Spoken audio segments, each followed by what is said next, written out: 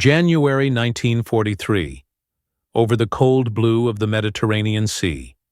A formation of German Messerschmitt Bf-109s slices through thin morning haze, sunlight flashing across their wings. Ahead, glinting like silver arrows, a group of strange twin-boom aircraft move in perfect symmetry. From the German radios comes laughter. Zweimotoriger Jäger? 2 engines? It will never turn.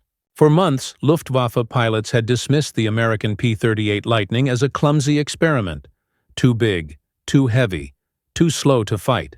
They believed it could never match the tight, whirling energy of a single-engine Bf-109. But as the 109s close in, the joke begins to dissolve. The twin-engine fighters don't break, they climb. Turbo-superchargers scream as the Lightnings surge higher, faster than anything the Germans expected. One turns into the sun, dives, and vanishes, only to reappear in the blind spot of a chasing Messerschmitt. Moments later, contrails twist into chaos. In seconds, altitude and arrogance trade places. For the first time, German pilots realize the heavy fighter isn't running, it's hunting. The laughter stops, and the age of the twin-engine interceptor truly begins. The birth of a twin-engine vision. To understand why German pilots ever laughed at the P-38, we must go back to a different world, the late 1930s, when the skies were still ruled by single-engine fighters. Across Europe, air doctrines were forged on the belief that agility and numbers defined victory. The Luftwaffe's Messerschmitt Bf-109 embodied that creed, fast, light, and deadly, designed to win in tight spirals of combat. Meanwhile, in America, an ocean away from war, a handful of engineers were thinking about distance instead of dogfights. At Lockheed's Burbank plant, a young designer named Clarence Kelly Johnson believed the future of air combat lay not in turning tighter, but in striking farther. He envisioned a long-range interceptor that could climb high above bombers, reach enemy airspace before their defenses could react, and return safely. To do that, he needed power, not from one engine, but 2.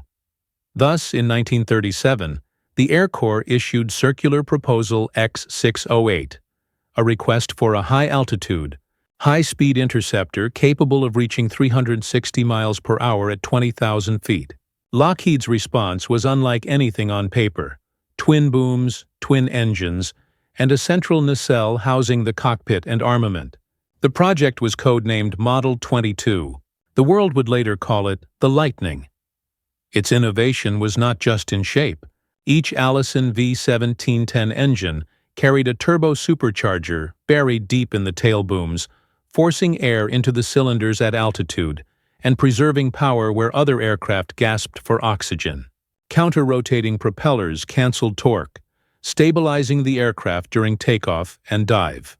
The P-38 could fly higher, climb faster, and travel farther than anything in America's arsenal. Yet, like every radical idea, it met skepticism. Critics called it over-engineered, a pilot's nightmare. Its twin engines complicated maintenance. Its central cockpit was cramped and frost-bitten at altitude. The first prototypes struggled with compressibility in high-speed dives, a deadly phenomenon where air pressure pinned control surfaces. More than one test pilot barely survived those early descents. But by 1942, as war spread across continents, the Lightning had evolved beyond its infancy. The United States needed a fighter that could escort bombers across oceans, patrol vast stretches of the Pacific, and engage enemies in distant theaters where fuel and range mattered more than dogfight agility. The P-38 was the only American fighter capable of reaching the front lines in every direction, from Iceland to Guadalcanal. Its first combat baptism came in North Africa. In late 1942, during Operation Torch, Lightnings of the 1st Fighter Group roared off Algerian airstrips under the sun of a new front. Against the Luftwaffe and the Regia Aeronautica, the Lightning's profile was alien. Twin tails, long wings, and a distinct whine from its turbochargers that soldiers on the ground would never forget. German pilots, hardened from years over France and Russia, saw the silhouette and scoffed. In their doctrine, twin engines meant Zerstörer, destroyer, the heavy fighter concept embodied by the Bf-110. That aircraft, meant to dominate with cannons and range, had already proven vulnerable against nimble British Spitfires. The Luftwaffe saw the same shape and presumed the same weakness, but they were mistaken. The P-38 wasn't a Bf-110 reborn. It was something new entirely. Where the 110 lumbered, the Lightning leaped. Its twin engines weren't for bulk. They were for altitude and endurance. Its dive speed, though still dangerous, was unmatched once dive recovery flaps were introduced. In North Africa, Lightnings began to make an impression. They downed Ju-88 bombers over the desert and escorted B-17s through shifting sandstorms. Pilots like William Dixie Sloan and Richard Bong spoke of how the aircraft seemed to accelerate upward when pushed, a phenomenon that made it both exhilarating and terrifying. Still, these were proving grounds. The Lightning systems were complex, its cockpit heating poor, radios unreliable. Crews fought the climate as much as the enemy, but every mission added lessons about fuel consumption, turbo management, and engine balance. By early 1943, engineers were already refining the design. New intercoolers, stronger controls, and revised airframe balances began to eliminate early flaws. Pilots learned to master energy fighting, climbing, diving, and slashing through formations rather than turning with them. And somewhere over the blue of the Mediterranean, German confidence began to erode. They no longer faced a novelty. They faced a maturing machine. The Lightning was no longer a curiosity of design. It was a weapon rewriting the rules of the sky. The Mediterranean proving ground. By mid-1943, the war in the Mediterranean had become a laboratory for air combat evolution. Across sun-bleached airfields in Tunisia, Sicily, and southern Italy, American engineers and pilots worked side by side to turn the P-38 from a complex prototype into a battlefield constant. Each Lightning squadron carried not just aircraft, but toolkits and technicians who could rebuild engines in desert winds. The Mediterranean heat punished the Allisons. The cold at 25,000 feet froze the cockpit controls. Pilots often returned from missions with frost on their oxygen masks and burns on their arms. The strange duality of the Lightning's environment. The 1st, 14th, and 82nd Fighter Groups became synonymous with the aircraft. Their role was simple in orders but deadly in execution. Intercept Axis transports to Sicily, escort bombers into Naples and Foggia, and keep German reconnaissance aircraft from reaching Allied convoys. The range of the P-38 gave them reach where no P-40 or Spitfire could survive. German controllers on the ground soon learned to watch the radar scopes carefully. When twin signals appeared far offshore, streaking in from Algeria or Pantelleria, they knew what was coming. The two-tailed devils, as they would soon be called, had learned to use the very tactics once ridiculed. In the beginning, Luftwaffe units still underestimated them. The Bf-109G series, with its powerful Daimler-Benz 605 engine, remained the pride of German fighter wings in the Mediterranean. It could climb fast, dive steep, and turn inside almost any Allied plane. Pilots assumed the Lightning, being heavier and larger, would fall victim to classic dogfighting tricks, but aerial warfare had shifted. The American strategy was not to outturn the German. It was to outthink him in energy and geometry.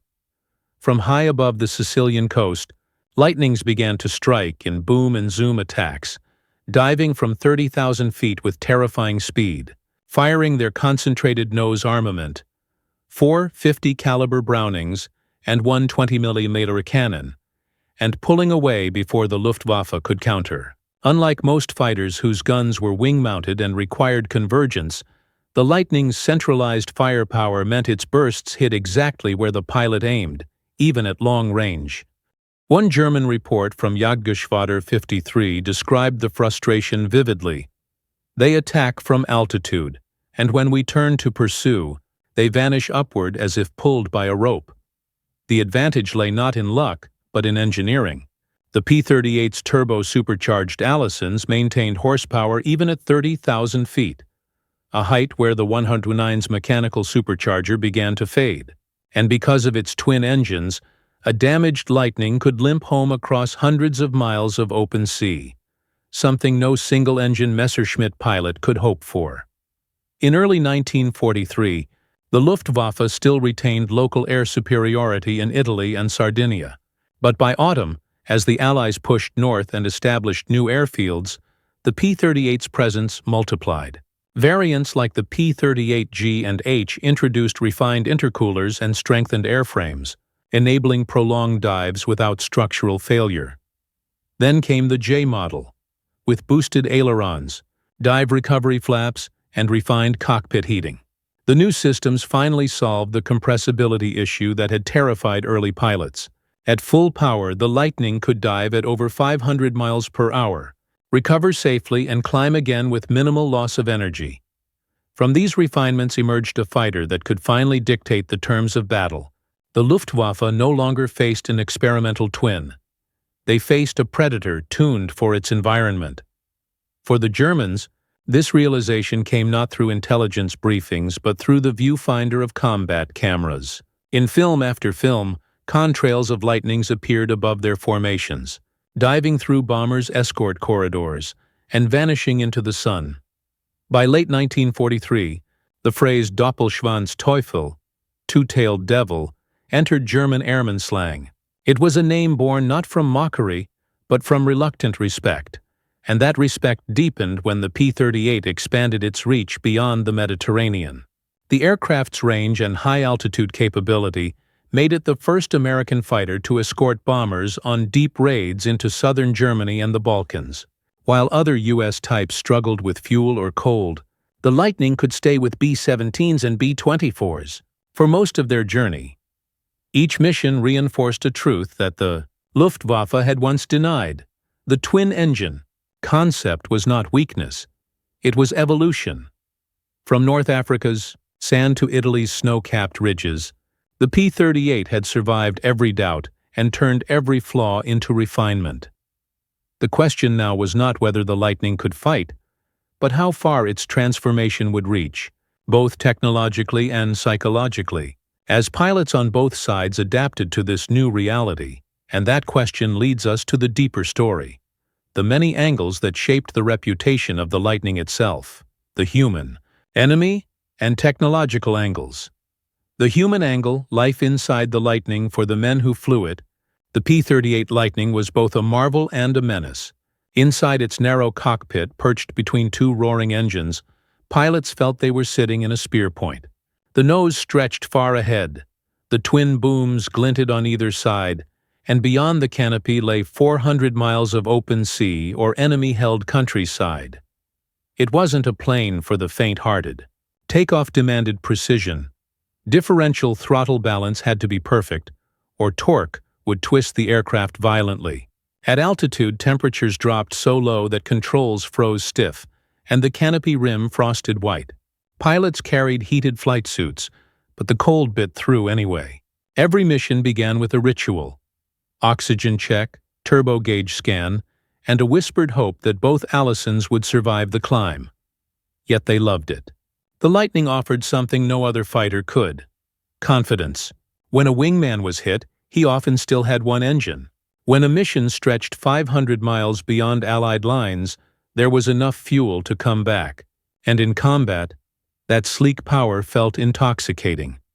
Many pilots described the aircraft as alive. Major Jack Ilfrey of the 1st Fighter Group once said, "The Lightning doesn't forgive mistakes. It magnifies them. But treat it right, and it'll climb like Judgment Day." Others recalled the strange comfort of its stability in dives, or the way it could accelerate in level flight long after the enemy's climb had peaked. These sensations built loyalty. Units flying P-38s often refused to switch to other types, even when replacements became available. They had learned every quirk, every shudder, every sound of those twin Allisons. For them, the Lightning was not just a machine. It was a contract of survival signed between man and metal. And in the vast, empty sky between Tunisia and Naples, That trust meant everything. The enemy angle, the view from the other side from German cockpits. The first encounters with the Lightning were puzzling.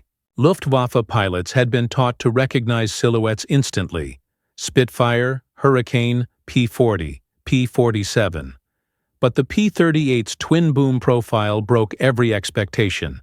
Some thought it was a bomber escort variant of the British Mosquito. Others, a failed U.S. experiment sent to a quiet front. The early dismissals were confident, even mocking. Too big, some said. 2 targets instead of 1. But over time, mockery turned into irritation. Reports began to filter through from Sicily and Sardinia. Twin-engine American fighters attacking in pairs from 30,000 feet, diving like meteors and climbing away faster than the Bf-109Gs could follow. When German aces like Günther Rall and Hermann Graf encountered them, they realized something unnerving. The Lightning could choose its fight. It didn't need to turn. It simply struck, withdrew, and returned at will. Even the Mi-109's famed climb rate faltered against turbo-supercharged Lightnings that retained power high above the clouds. The Luftwaffe pilots soon learned that chasing a P-38 uphill was suicide. Their engines would overheat before closing the gap. In gun camera films recovered from downed aircraft, analysts saw flashes of concentrated fire. 5 streams converging from a single nose. The P-38's armament hit hard and straight, unlike wing-mounted guns that needed perfect convergence distance. 1 second of fire could tear apart a bomber or fighter alike. As one German report admitted, "They can dive longer and recover sooner. We cannot outclimb or outrun them once they are above." That admission marked a quiet shift in Luftwaffe psychology. What had once been a curiosity was now a predator to be treated carefully. Intercept patterns changed. Radar operators were instructed to warn when twin returns appeared on screens. The laughter was gone, replaced by calculation and, at times, unease. The technological angle. The power of twin supercharged hearts beneath. The Lightning's gleaming skin lay one of the most complex systems of its era. 2 Allison V1710 engines, each mated to a General Electric B13 turbo-supercharger. This configuration made the P-38 unique among Allied fighters. While Spitfires and Mustangs relied on mechanical superchargers directly driven by the engine, the Lightning's turbos used exhaust gases to spin turbines, compressing air and maintaining horsepower at extreme altitude. That meant the aircraft could climb to 40,000 feet without gasping for air. The result was a machine capable of both brute speed and delicate balance. Counter-rotating propellers neutralized torque roll, allowing smooth takeoffs. The long wingspan provided remarkable lift, giving it both range and stability. And the central nacelle, where all 5 guns were grouped, allowed every bullet to fly in a single deadly line. Yet technology alone didn't win fights. The system demanded understanding. Turbo wastegates had to be adjusted constantly. Fuel mixture had to match altitude perfectly. And compressibility remained a lethal trap if a pilot dove too steeply without deploying dive recovery flaps. Those who mastered it became gods of altitude. Those who didn't often never came home. In the right hands, however, the P-38 turned physics into dominance. It could outclimb bombers, outrun interceptors, and outlast most Allied contemporaries on long-range escort. For missions across the Mediterranean or over the Alps, no single-engine fighter could match it. By 1944, German intelligence briefings described it bluntly. The American twin-engine fighter is formidable. Avoid prolonged climb or dive engagement. Attack only with numerical advantage. The Lightning had transformed from novelty to nightmare, and the war in the air was about to shift accordingly. The tactical, leadership, and moral angles, SART. The tactical angle. How the Lightning rewrote aerial combat. By 1943, the Lightning had evolved into more than a fighter. It was a tactical philosophy. Its pilots no longer tried to imitate the Luftwaffe's tight-turning duels. Instead, they mastered a doctrine built on energy management. Strike fast, dive hard, and never linger. A P-38 didn't win by circling. It won by dictating the fight. Flying in pairs, Lightnings would position themselves 5,000 feet above German formations, using the blinding Mediterranean sun as cover. When radar intercepts confirmed incoming enemy flights, they would dive at near supersonic speed, firing at precisely chosen angles. Then, instead of turning back, they would continue through, climb, and set up for another pass. German pilots were accustomed to opponents who stayed to dogfight. The Lightning shattered that rhythm. Its dives were too steep, its recovery too quick, its exits too clean. The Bf-109 and FW-190 simply couldn't hold the same energy through altitude transitions. Tactical reports from the 82nd Fighter Group highlighted these advantages. One read, "Enemy 109's attempted pursuit and dive broke off at 400 mph. Lightning regained altitude unchallenged." Another noted that the Germans seemed to avoid combat unless numerical advantage is clear. For escort missions, the Lightning's presence changed everything. Bombers flying deep into Italy or the Balkans could now count on fighter cover far beyond the reach of Spitfires. With drop tanks, the P-38 could escort B-17s from North Africa to Naples, a 6-hour round trip across some of the most hostile skies in Europe. But the tactical story went beyond raw performance. The P-38 became a platform for experimentation. It pioneered high-altitude photo reconnaissance, as the F-4 and F-5 variants, maritime strike, and even pathfinding for bomber formations. Its camera-equipped versions mapped enemy installations from the Alps to Vienna, often flying unescorted deep into German territory. The Lightning had become the Swiss Army knife of the U.S. Army Air Forces, capable of almost anything that demanded range, altitude, or speed. The leadership angle doctrine meets. Designed behind every machine stood a handful of men willing to gamble their reputations on it. Among them was General Henry Hap Arnold, who believed from the start that America's vast geography demanded long-range air power. The P-38, with its twin engines and high-altitude potential, was central to that vision. But operational leadership on the ground made the real difference. Colonel Oliver Taylor of the 14th Fighter Group understood early that the Lightning's survival depended on teaching pilots restraint. "You don't win in a Lightning by outturning," he told new arrivals in Tunisia. "You win by being the one who decides when to fight." This doctrine required discipline and trust in technology. It also demanded faith in each other, because formation tactics for twin-engine fighters were unlike anything taught before. Pilots had to stay in loose pairs, covering arcs of fire that extended across several hundred yards. A single break in discipline could expose both to a sudden German dive. Leadership also played a crucial role in refining the aircraft itself. Feedback from the Mediterranean units reached Lockheed and the Air Force Materiel Command in the U.S., triggering a chain of rapid modifications, dive recovery flaps, improved oil cooling, better heating, and cockpit pressurization in later versions. By 1944, when General Jimmy Doolittle assumed command of the 8th Air Force fighter units in Europe, he recognized the P-38's unique potential as a long-range escort and reconnaissance platform. Doolittle's endorsement ensured the Lightning remained in frontline service even as newer types like the P-51 arrived. Good leadership kept the Lightning relevant. Great leadership turned it into legend. The moral and psychological angle. From laughter to respect, when war begins, mockery is a weapon of denial. German pilots laughed at the Lightning because laughter made the unknown seem small. But by the end of 1943, that laughter had turned into a quiet respect tinged with fear. Reports captured by Allied intelligence after the war revealed an emotional shift among Luftwaffe fighter wings. One pilot wrote, "The American twin-tail is not to be underestimated. It is not a bomber escort, it is a hunter." That change mattered. Air warfare was as much psychological as technical. For every German pilot forced to dive away from a P-38's guns, confidence chipped away. And for every American pilot who returned on one engine, trust in the machine grew. In letters home, U.S. airmen spoke of their Lightnings almost affectionately. "She brought me back again. My twin angels." The old girl held steady. The aircraft became a symbol of reliability in a war where failure meant death.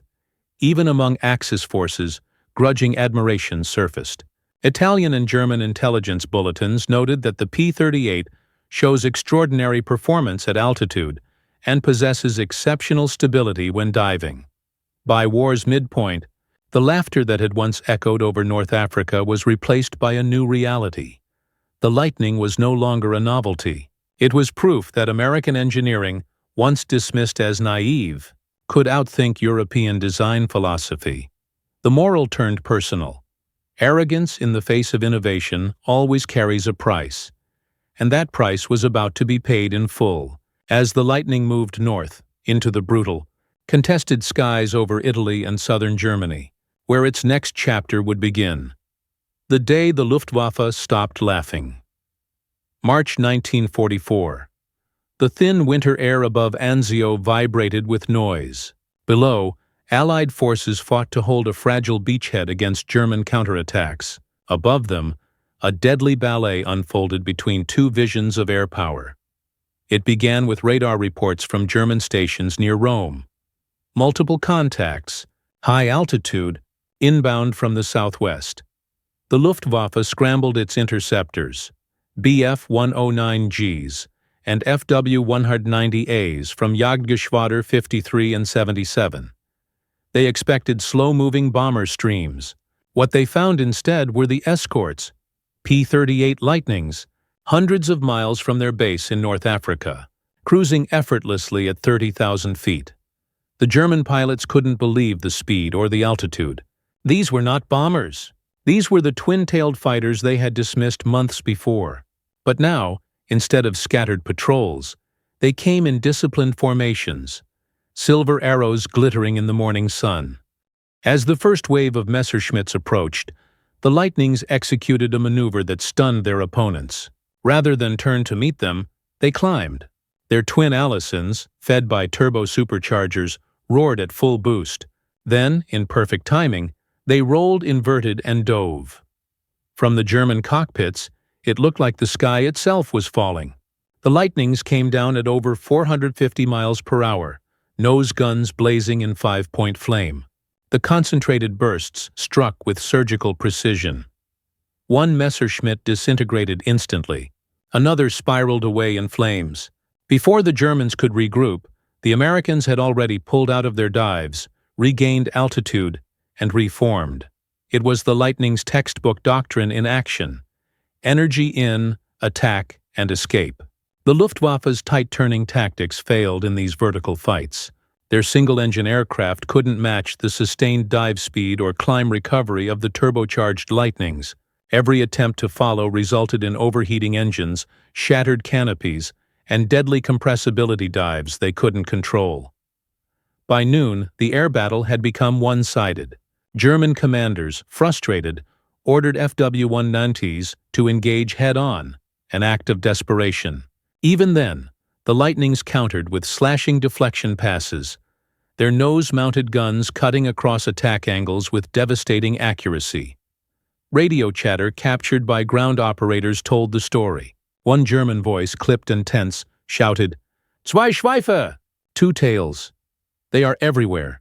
Moments later, static.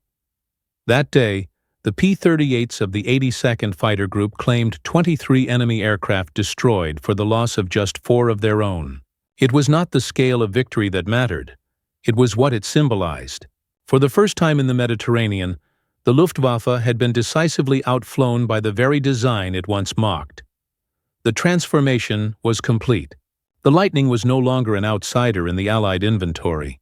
It had become the vanguard of a new kind of air warfare, one driven by altitude, energy, and endurance rather than tight-turning duels.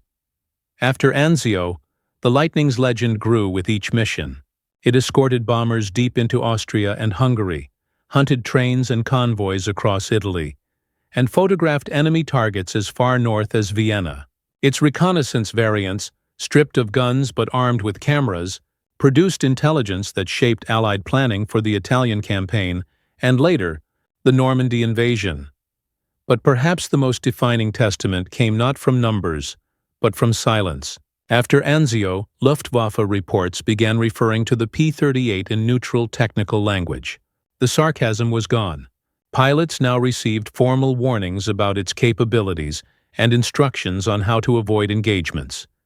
Even among the German high command, the respect was reluctant, but real.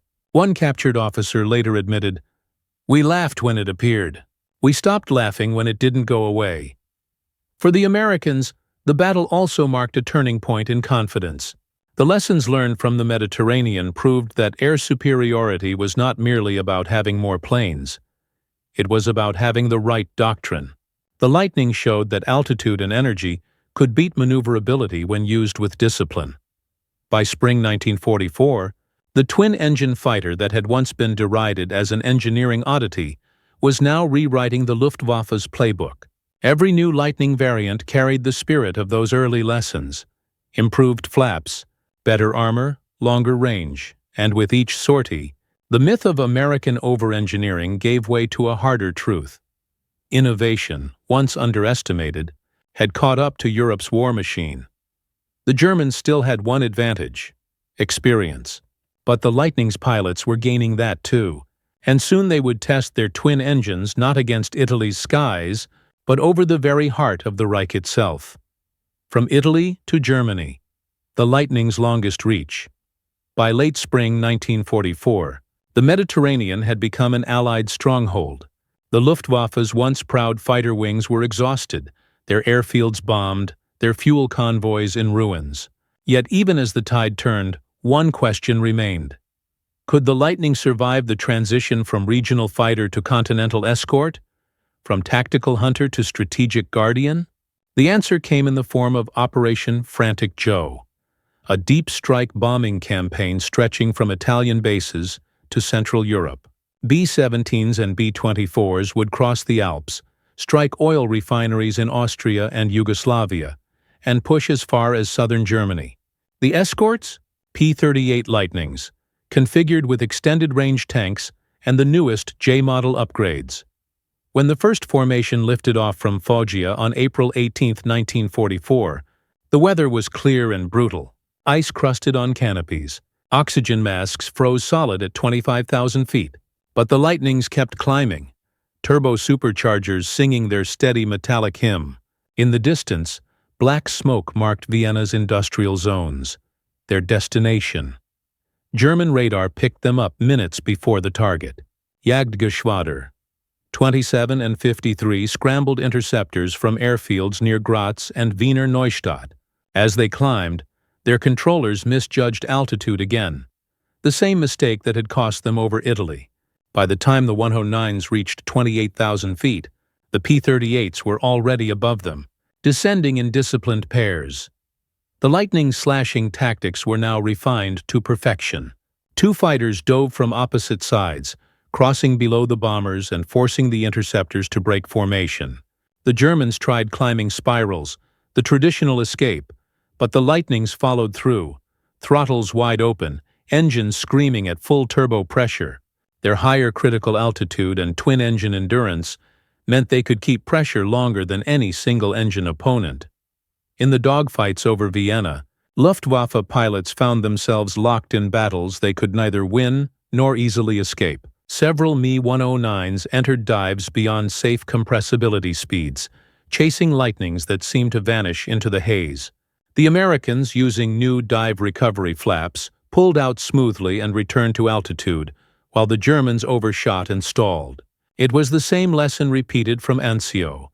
Altitude and energy beat turn radius every time. One German ace, Oberleutnant Hans-Dieter Rupp, survived that encounter and later described it. They appeared above us, always from the sun. You think you can reach them, but the moment you pull, the turbo engines roar, and they are gone. It felt like fighting ghosts. By the end of that week, the P-38s had escorted bombers through 5 major strikes into enemy territory, losing only a fraction of what earlier campaigns had cost. The Luftwaffe was forced to divert interceptor groups from France to defend its southern flank, weakening its response to the coming Allied invasion in Normandy. The Lightning's dominance wasn't absolute. Mechanical failures, icing, and heavy flak still claimed aircraft, but strategically, the shift was unmistakable. The twin-engine fighter, once mocked as overcomplicated, had become the linchpin of Allied deep penetration raids. At Foggia, the American pilots gathered in tents after missions, faces lined with exhaustion and windburn. The briefings were no longer about survival. They were about efficiency. Charts covered the walls, climb profiles, fuel curves, interception timing. Every lesson fed back to Lockheed's engineers in Burbank, accelerating upgrades for the J and L models. The aircraft was now evolving faster than the enemy could adapt. Meanwhile, German analysts working from downed wrecks began drafting tactical bulletins warning about the Lightning's range and dive performance. One captured document, translated after the war, read, "Do not underestimate the American twin-engine fighter. It possesses superior performance above 25,000 feet. Engage only from below and behind. Avoid vertical combat. Its pilots are disciplined and coordinated." That grudging respect marked the climax of a psychological transformation. The laughter of 1943. Too big, too slow had become the professional caution of 1944. Too fast, too dangerous. Even on the ground, soldiers could tell when Lightnings were overhead. Their sound was unlike any other. A rising, symmetrical whine that built into a banshee's cry. Axis troops nicknamed it the Singing Death. Allied troops, hearing that same pitch, called it the sound of home. By the summer of 1944, the Lightning's reach extended from Africa to Germany, from recon flights over the Alps to bomber escorts striking oil fields deep in Ploiești. It was the only Allied fighter to serve effectively in both the European and Pacific theaters, a testament to its versatility and endurance. But with that success came transition. As the single-engine P-51 Mustang arrived in growing numbers, boasting even longer range and easier maintenance, the P-38's dominance began to fade in Europe. Yet its record was secure. It had proven that a twin-engine fighter could fight, not as a heavy brute, but as an agile, strategic weapon of speed and reach. And though newer designs would soon take its place over Germany, the Lightning's legend remained intact. It had forced the Luftwaffe to change its doctrine, redefined what fighter meant, and turned skepticism into silence. Its war was far from over, for even as Europe drew to its close, thousands of miles away in the Pacific, the same twin-tailed silhouette was preparing to fight again, this time in jungles and island skies against an entirely different enemy. But before that next chapter began, Europe would first witness the aftermath of the Lightning's greatest transformation, how this once mocked design had changed the balance of the air war itself. The balance of power changes. By the time 1944 drew toward its close, the Mediterranean skies had changed color. Once, they had belonged to the Luftwaffe, a domain of swift, confident interceptors and precise control. Now they were a corridor of Allied air supremacy, patrolled daily by silver shapes whose twin tails gleamed in the sun. The P-38 Lightning had done something few aircraft ever achieve. It altered not just battles, but the rhythm of an entire theater. In the aftermath of Anzio and the Vienna raids, Allied command noticed a trend that statistics made undeniable. Wherever P-38s operated in strength, bomber losses dropped sharply. Luftwaffe interceptions became scattered and reactive, and German transport flights, once routine, now traveled only at night, hugging terrain and fog. The numbers told the truth that propaganda could not hide. Between early 1943 and mid-1944, the Mediterranean-based P-38 groups destroyed more than 1,800 enemy aircraft, hundreds of locomotives, and entire convoys of Axis shipping. Reconnaissance variants, flying deep over enemy territory, photographed every major Italian port, refinery, and railway line. By the time Allied forces landed at Salerno and later at Anzio, they already possessed near-perfect aerial intelligence, much of it gathered by unarmed Lightnings flying alone, 30,000 feet above danger, and on the ground the effects multiplied. German supply lines choked under relentless strafing runs. Fuel trains were shredded before they could reach front lines. The Luftwaffe's logistical network, so vital to its fighter response, began collapsing from lack of transport protection. The Lightning's presence also transformed bomber strategy. With its extended range and twin-engine reliability, it gave Allied planners the confidence to order missions deep into Austria, Yugoslavia, and southern Germany, strikes that would have been unthinkable with earlier escorts.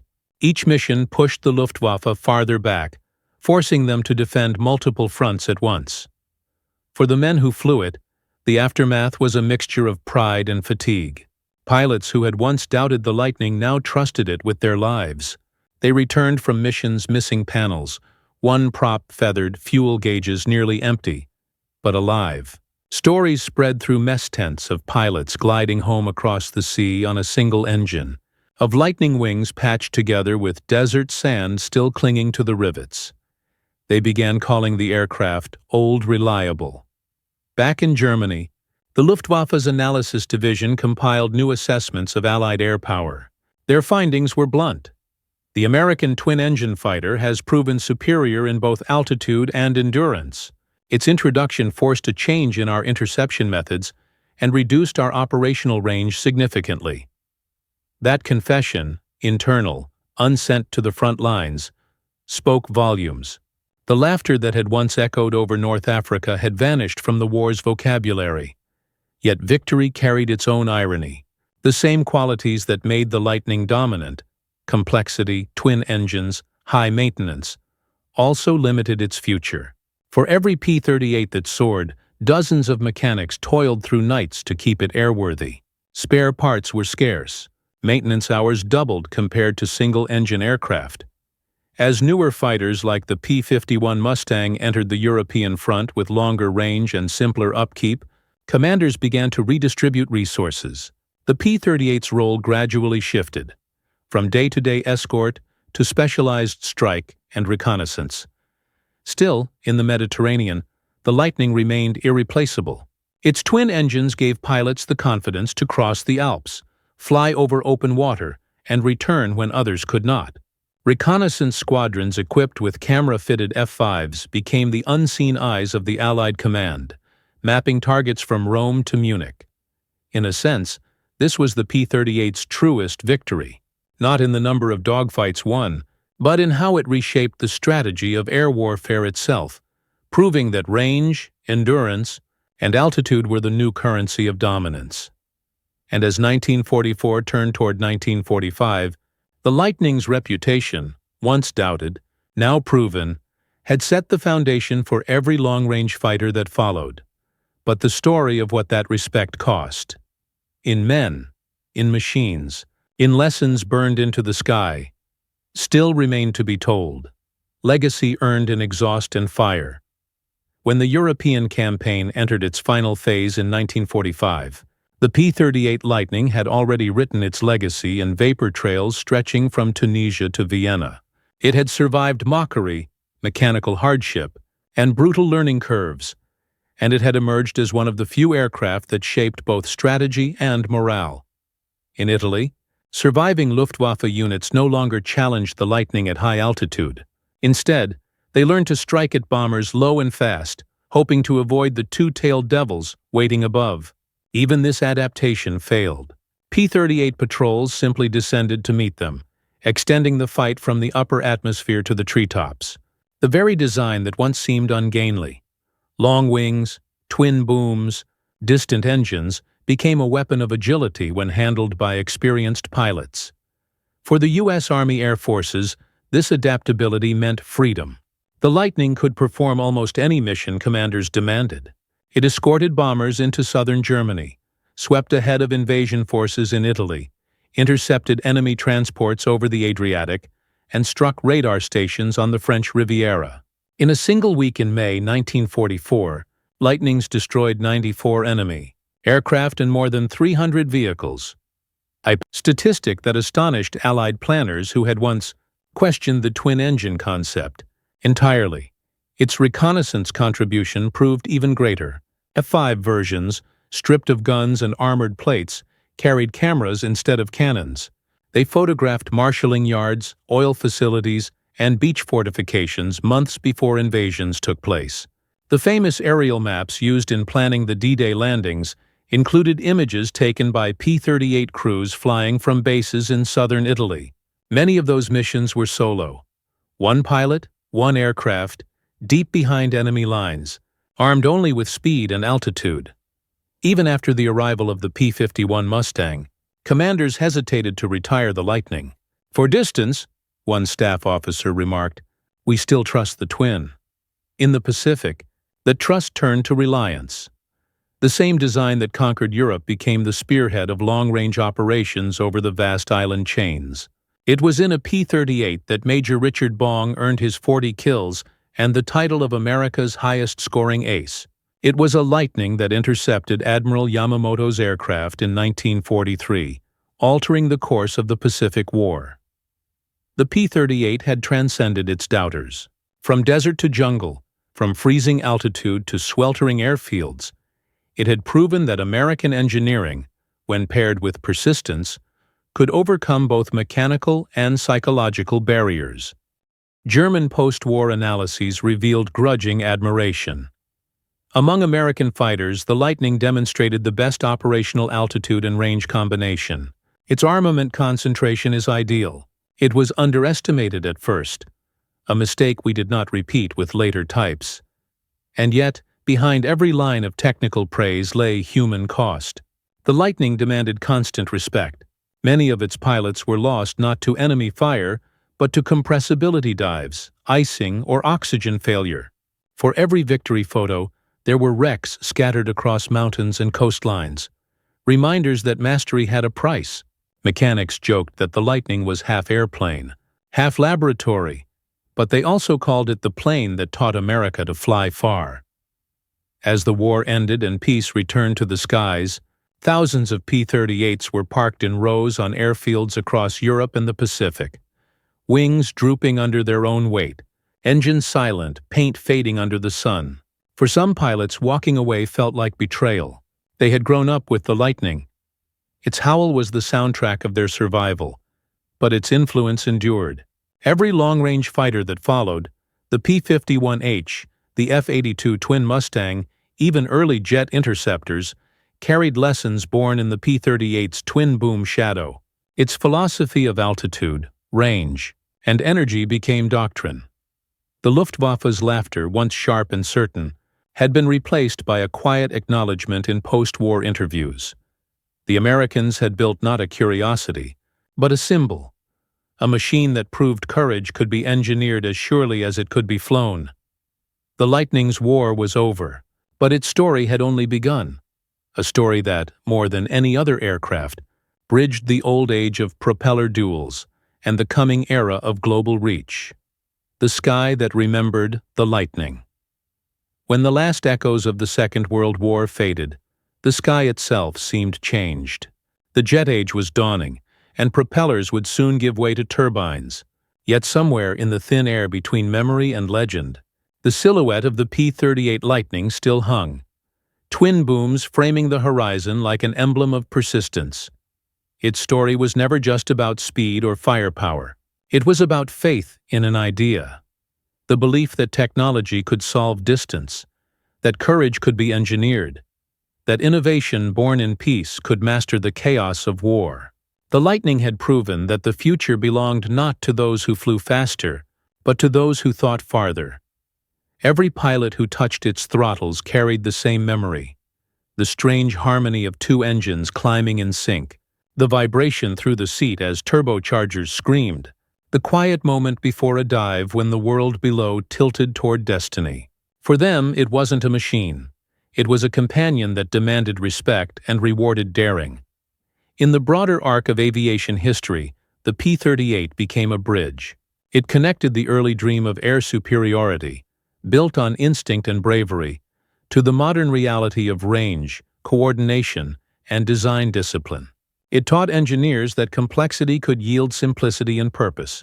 It taught pilots that survival came from patience as much as aggression. And perhaps most of all, it taught its enemies humility.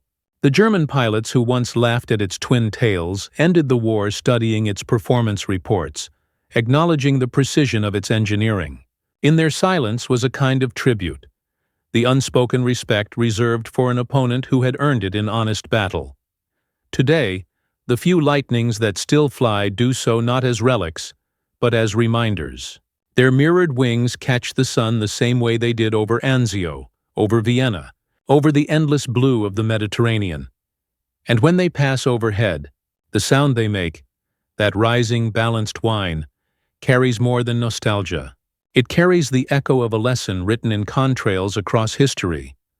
Never laugh at innovation until it passes you, climbing.